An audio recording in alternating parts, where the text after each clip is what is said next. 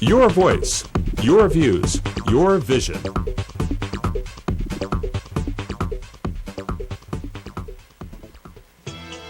The views and opinions expressed on this program are those of the participants and do not reflect the views of BronxNet or the program underwriters.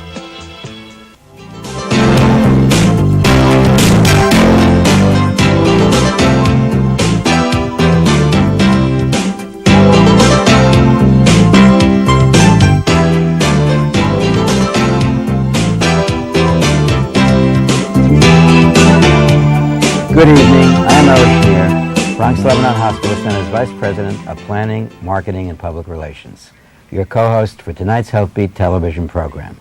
We welcome you, our many viewers, and also encourage you to continue participating in the program by calling 718-960-7241 with any healthcare questions you may have. That's 718-960-7241. And as always, we promise to do our very best to keep you medically informed and healthy by discussing the medical topics that are of interest to you, the Bronx community. Please tune in every Monday evening from 6:30 to 7 p.m. on Channel 67. And you can also find out more information about Bronx Lebanon and its many community services online at our website, bronxcare.org. Tonight, my co-host, Dr. Milton Gums, Bronx Lebanon's Vice President and Medical Director, and I will be discussing children's health care, and in particular, the important role of the pediatrician. Yes, quality pediatric care can certainly provide every opportunity for a promising future. Joining us this evening is Dr. Peter Sherman, new chairman of the Department of Pediatrics at Bronx Lebanon Hospital Center. Dr. Sherman is considered an expert in the pediatric field, is board certified and widely published. Now, before we hear from Dr. Sherman, let me once again encourage you, our viewers, to call in with any questions or comments you may have. The number to call is 718-960-7241. That's 718-960-7241, and please call us. Now, Dr. Sherman, let me begin the program by asking you to share with our viewers the types of services that your Department of Pediatrics offers to the community. First, I want to just thank you for letting me have the opportunity to speak here. I'm very excited to be here and to be talking about children. We have a very large Department of Pediatrics at Bronx Lebanon Hospital. Right. We have a large network of outpatient clinics that provide general health care to both children and adolescents from birth through 21 at the main hospital, but also at several sites scattered throughout the Bronx. Right. We have a large number of specialists that meet the needs of kids who are having particular problems. I won't go through the whole list, but to give you a couple, we have neurologists. Very importantly, we have behavioral development pediatricians who are able to help with behavior problems with children with autism, with developmental problems. We have an allergist. We have a new pulmonologist who, as everyone knows, asthma is an extensive problem Right. in the Bronx. Right. And we have a hematologist who is working with our patients with sickle cell, infectious disease specialists. The list goes on and on and on, but we have a large complement of specialists. We also have surgical specialists, general surgeons, ear, nose, and throat specialists, and an orthopedic surgeon, too. Okay. As the new chairman, Dr. Sherman, would you like to describe the skills, the knowledge that you bring to the Bronx community? Well, I've had the great pleasure and opportunity to provide health care to children in the Bronx for over 20 years now. I went to Einstein College of Medicine. I trained at Montefiore and at Jacobi. And I have been involved in several leadership positions. I was 9 years at the New York Children's Health Project, the Children's Health Fund, as medical director of the mobile van program that brought care to homeless children and children in domestic violence shelters throughout the city. I've done some work in adolescent medicine. And for the last 7 years, I was director of the social pediatric residency program at Montefiore Medical Center. Now that program trains pediatricians in providing community health in the Bronx. So my whole life, my whole career has really been dedicated to taking care of patients in the Bronx. In addition to running programs, I've also always, and this is something that's very, very important to me, I've always been involved with seeing patients. No matter what I'm doing in terms of being a leader, I always want to be down in the front line seeing patients for two reasons. One is I love seeing patients, and I love taking care of children and adolescents. The other is to be a leader in pediatrics, you have to know what's happening in the community, in the front line. You have to be out there. Well, That's always it been my adds to your philosophy. credibility as a physician. One would hope so. Now, expanding on your question, Dr. Gums, let me ask you, Dr. Sherman, what really brought you to Bronx Lebanon? What were the key factors in you making the decision to come to Bronx Lebanon Hospital Center? Well, I've always, kind of, the question that has always entered my head is, what can I, as a physician, do to provide better health care for children? And actually, going back a little early in my career, it was always, I want to be in a position where I can actually change how healthcare is delivered. Because I have a philosophy about how to do that. To be given the opportunity to come to Bronx, Lebanon with its already strong pediatric program and a strong program of healthcare, providing care to some of the neediest children in the country, it's giving me the opportunity to take my ideas and philosophy and make sure that children get the best health care. I want the children that come through our hospital doors to get the same health care that a child would get in Westchester and Scarsdale. There should be no difference whatsoever. Okay. In your opinion, what are the major health issues now facing children and teenagers in the Bronx? Let me start with the children. We have several issues, and I think the viewers are very aware of them. A large issue is just access to health care. Are children getting into health care on a timely basis? Are they getting in when they are sick? And that's something that's very important to me. In terms of medical issues, big issues are asthma. As everyone knows, asthma is a huge, huge issue in our community, and that has to really be addressed. And we already have people in place addressing that.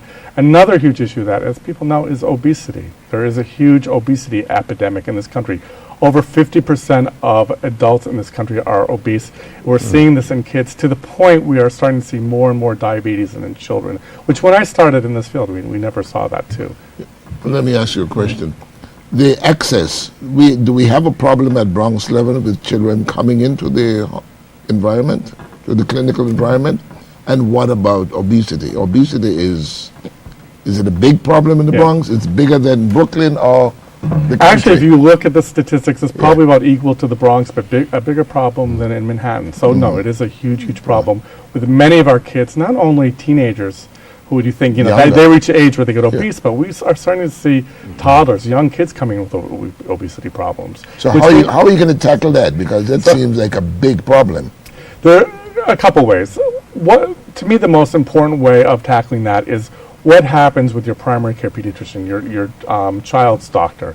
Does that doctor really know the state of the art for dealing with obesity, for counseling parents about how to make sure their kids get proper nutrition? That's number one. Number two is really to have a team in place, starting from the nurse. Is the nurse getting the blood pressure on the kid, checking the height and weight? Do we have a nutritionist on board? A lot of our parents are very are stressed out. They're working very, very hard, and kind of having healthy meals can be very, very difficult.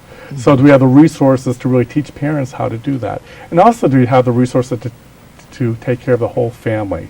So it's one thing to address obesity in a child, but how is everyone else in the family? So it's a really team approach. On top of that, we have our endocrinologist, who's a specialist in diabetes, who we can refer children to. Right. Now, I know you've only been at Bronx Lebanon for a short time, but I'm sure you've formulated in your own mind a plan of action to address some of the problems that you've been discussing. Can you share some of your initial ideas with our viewers? A very important place is really what is the care that takes, what happens in our outpatient department.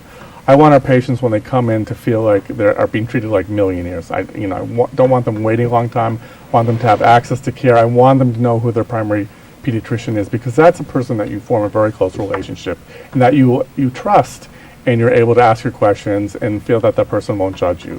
So that's number one, making sure our outpatient department. I want to integrate more behavioral and mental health into our outpatient setting, because mental health, we hadn't mentioned that so far, but that is a huge issue that a lot of our children are facing in our community and having trouble getting access to mental health issues too.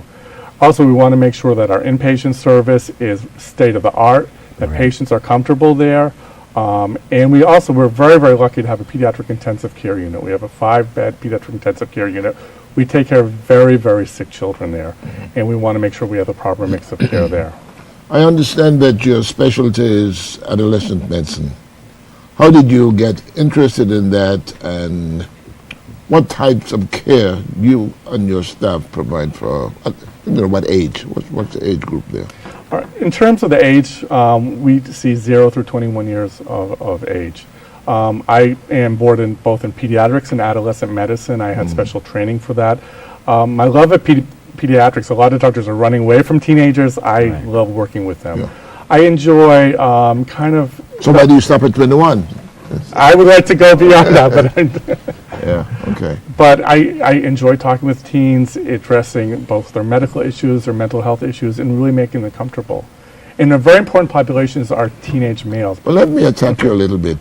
With all of these ambitious plans, when do you get the time to see enough patients? Now, it's Or interesting. is there a conflict? I thought you were going to ask me when do I have time to see my wife and my family. Well, that doesn't count. That doesn't count. She's asking that too. It's funny because some people told me when I come here, don't see patients. You won't have the time. As I said, I can't be a leader unless I'm in the front lines seeing patients. On top of that, I'm on our inpatient unit at least twice a day, seeing patients and making sure everything is running smoothly. Okay. Maria, you have a question for Dr. Sherman? The OB doctor and the pediatrician, and how they should maintain a relationship. That's important. Thank you. That is a great question. One thing that we do that's a very important part of our pediatric care is we meet with mothers, expectant mothers and fathers before the baby is born, so they know who their pediatrician is, and also the pediatrician can start counseling them about the care of their baby way before the baby is born. I also have one thing that I pride myself in. I'm a team player. I have a very close working relationship with the other chairs in the department, including the head of OBGYN.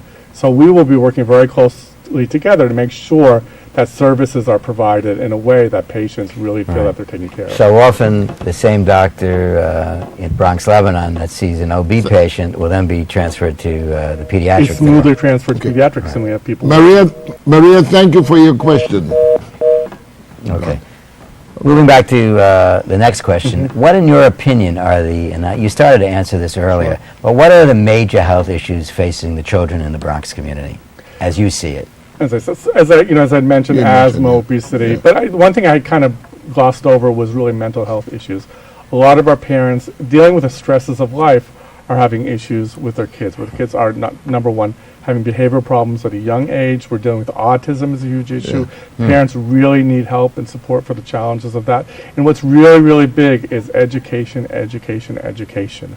Our pediatricians are trained to kind of look at children's development, but also what happens when the child enters school. How are they doing in school? We ask about that. And if they're having problems, we counsel parents about how to get help for that. Okay, we have a call. Robert, do you have a question for Dr. Sherman?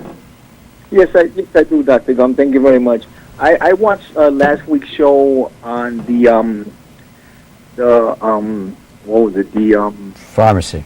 The pharmacy, and I just wanted to ask the good doctor: is antibiotics is overuse in children, and maybe adults for that matter?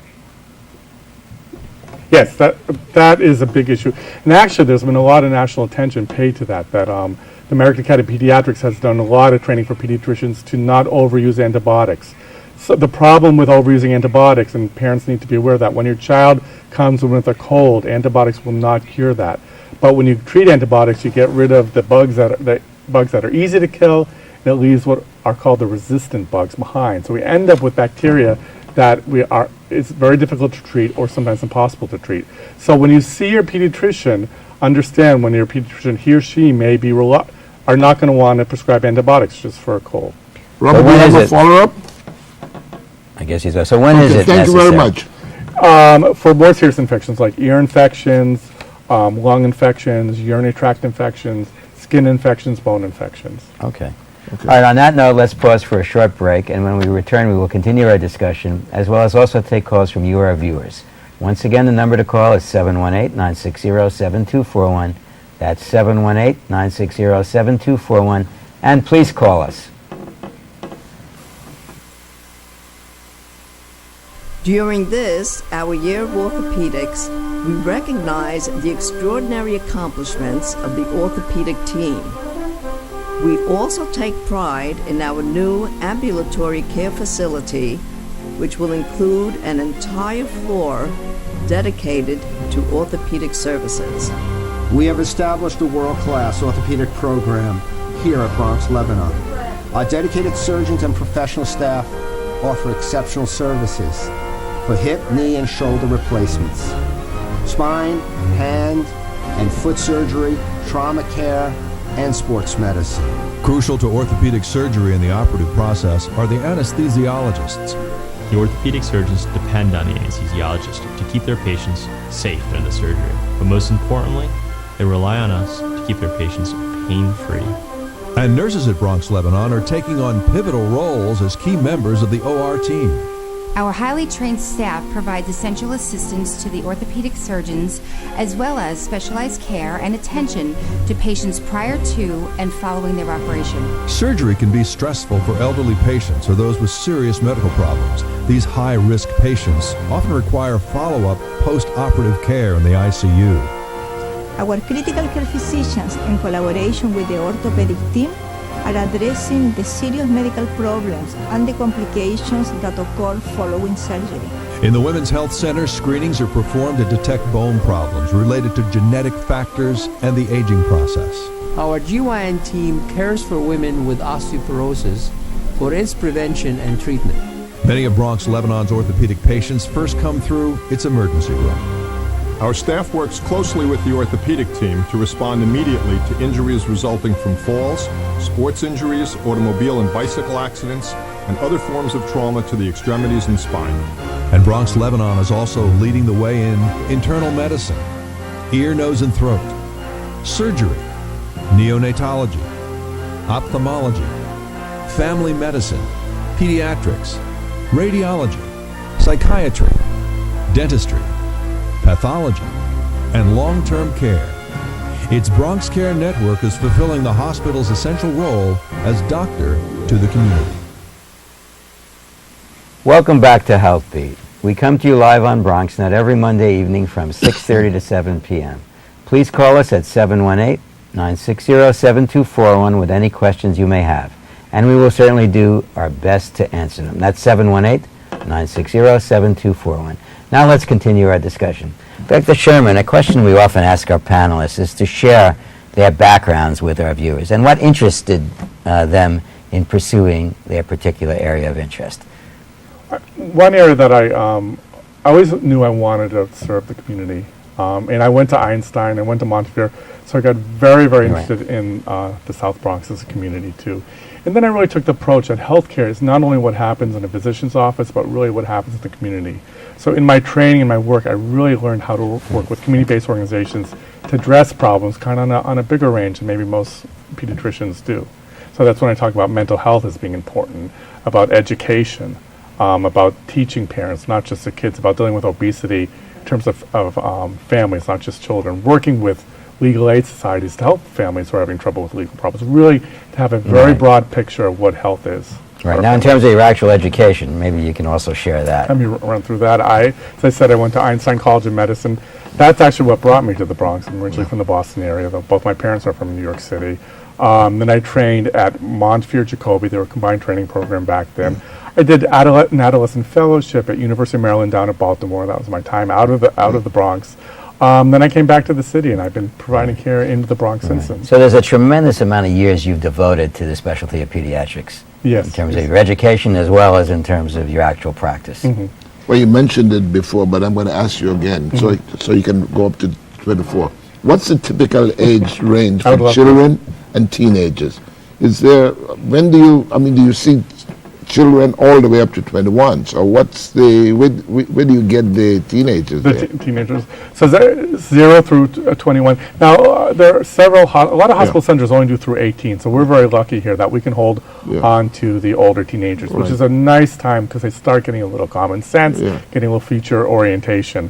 But as I said, we typically kind of treat through 21, and there's actually been a lot of attention paid to how do you transition teenagers from pediatric care to adult care. And actually one of my hematologists, Dr. Moulton, is doing a conference May 18th, I believe, on transitioning teens to adult care. I'm going to be on a panel for that. I know some of the pediatric patients who bring their kids to the pediatrician. You start going through the generations, and that's very, very exciting. The sad part is kind of that they get very attached to you, and then when you tell them it's time to move on, they kind of get a little upset over that too. Another question we often ask our panelists, Dr. Sherman, is to share their respective success stories, patient success stories with our viewers. I'm sure you've had many in your career. I've had many. I've had a lot of challenges. And my successes are, actually the best compliment I ever got from a patient said, Dr. Sherman, I like you. You don't act like a doctor. So my successes are when I really listen to the patients, the parents, and really hear what they have to say. And for example, was a child who, she was about 15 months old, kept on coming in with enlarging head circumference. She was a new patient to me. And the mom said, I'm really worried I can't get my child's shirt on over their head. And I was able to figure out that the child had hydrocephalus. The child went to emergency care, had a shunt place. Actually, the mother named her next child after me, too. That's the best honor of all. And then we have, a lot of day-to-day successes with getting patients to lose weight, to getting parents to acknowledge that there's a problem that has to be addressed, such as a child is delayed, but having parents understand why it's important to address these problems too. With teenagers, my big issue is dealing with teenagers, getting a teenager on birth control, getting a teenager to stop using marijuana or cut it down. These are the day-to-day successes we have. How are you and your staff addressing such critical problems as asthma, diabetes, attention deficit, and any of the other common diseases that you see? Just give us a... part of it is just having very smart, intelligent doctors. The pediatricians at Bronx Lebanon are the best anywhere you'll find in the country, and we're very quiet about it too. But the other part is really having specialists who can address it. So we just brought in a new pulmonologist. Yeah. So our severe asthmatics, we have an expert in asthma who can see them and take care of that problem and get to maybe more of the challenging methods of treating kids with asthma too. The other thing, for example, with asthma, we don't just talk about, take this medication, take this inhaler. We say, what's going on in your house? Yeah. Do you have roaches? Do you have mice? Or things that we have to do environmentally? Is there mold? Yeah. And we address that too. So it's a real team approach in terms of dealing with something like asthma. But do they respond to those queries? They do respond because our inpatient admissions for asthma is going down. So we're kind of having success with that. And we have patients that everyone says, well, patients are not motivated to lose weight. Yeah. I and all my doctors are patients who are losing weight by working closely with the families. That's so good. You can really make headway. And that relationship with a doctor is a relationship that is very, very important to our families too. And one, they want to feel they have a doctor that they can trust that can help them guide through some of these difficult problems. Right. Now, Dr. Gumbs just mentioned it, but the issue of attention deficit disorder, there's certainly been a lot of controversy around the drugs that are used in its treatment. Can you comment on that? Huge issue. We're seeing more and more kids who are not doing well in school. All our pediatricians are able to evaluate that, and then we have our behavioral development specialists who can evaluate and also put children on medication if need be. In our community, though, you have to be careful. There are kids who are being told they have ADHD. Not every child has to go on medication. Sometimes they need special resources in the school. There are other issues. Yeah. Did you see this on the Times? No. I didn't have time to read that. There is an interesting article about attention deficit and maybe related to sleep. Yeah, I saw the headline. Yes. Now, that's been an issue that's been in the forefront of peace for a couple of years, and I train all my doctors. When a child is having ADHD, ask how are they sleeping. And we've referred a lot of kids to ENT. They need their tonsils removed. Now, I wanted to ask you, I'm sorry to interrupt, but how can individuals in the community gain access to your service? Is there a number they can call? Right, there's a number to call, the 718-99 Bronx. Okay. And to make an appointment with one of our pediatricians. You'll be seeing one of our pediatricians, get a comprehensive health care, and then if you need other services, we'll take care of it. Janet, you have a question? Yes, I do, please. Would the doctor recommend Ritalin for long-term use of treating ADD?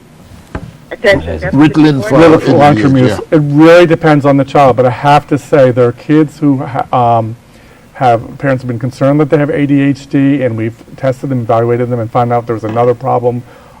We also have kids who are really doing horribly in school. I've had patients of mine who have been held back 3 years in a row in school, never evaluated. We found out they had ADHD, needed medication, and did wonderful on medication. Now, a lot of parents are very afraid of medication, but we've had very good success stories with that. On a different note, thank you very much. is it necessary for how the children get admitted to your service? Or what's their? They have to be pretty sick. And what are the types of problems? We see a lot of respiratory problems. A lot of kids with asthma. We see little babies with infections of the lungs. Yeah. We also see kids who are dehydrated from vomiting and diarrhea. We have some kids coming in for surgery who've had their tonsils removed. Kids coming with more serious infections like bone infections, skin infections, seizures, you name it. We take care of it. And in the newborn situation, what are the types of cases that you see? For the newborn, we see infectious problems. So little babies with a fever. Necrotizing enterocolitis. We have to make sure they don't have a serious infection too. Yeah. Go ahead. Okay, and in terms of, I guess, Dr. Gumbs. You go ahead. Okay, what types of advances do you see occurring in the pediatric field in the near future? What can we look forward to? Now, interestingly, probably the most important advance is not technical. We are learning how to open up clinics to patients to get them in and work as a team. So they're not just seeing the doctor, they're working with other specialists, the nurse, nutritionists, mental health people, and having the team really work together so we're all addressing the patient in the same manner. In terms of technical advances, there'll be newer vaccines coming down the board, hopefully new treatments for sickle cell disease and new treatments for asthma. And we're trying to figure out how best to approach obesity and how to treat diabetes in children. So those are the things to stay tuned for. Okay, and on that note, Dr. Sherman, let me thank you for joining with Dr. Gumbs and myself on tonight's HealthBeat television program. And most importantly, let me thank you, our viewers, for tuning in this evening. You will continue to be a most important and essential part of our HealthBeat television program. We thank you for tuning in. If you have a medical question or need assistance, I encourage you to call our physician referral service by dialing 718-99 Bronx. That is 718-992-7669. Or you can refer to our website at bronxcare.org. Good night, and we'll see you next week when we'll be discussing Bronx, Lebanon's online service called My Bronx Care. Good night. Thank you very much.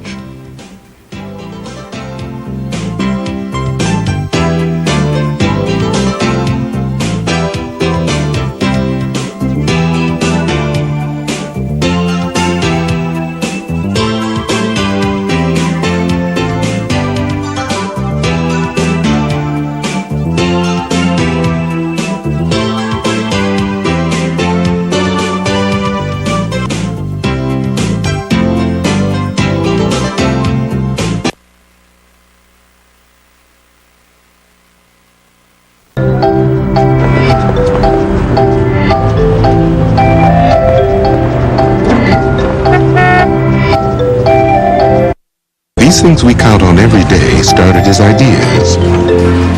Ideas from the minds of African Americans. Support minority education today so we don't miss out on the next big idea tomorrow. The United Negro College Fund. A mind is a terrible thing to waste. Megan, you're a tramp. Brian Fitch told me you guys made out. Everybody knows. He says you're the most desperate girl he knows, besides your mom. How many boyfriends does she have anyway? Lots? That zit is huge. Zit face. Ugly.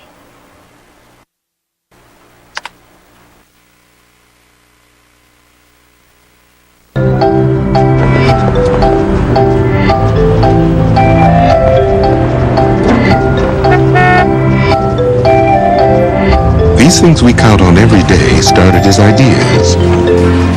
Ideas from the minds of African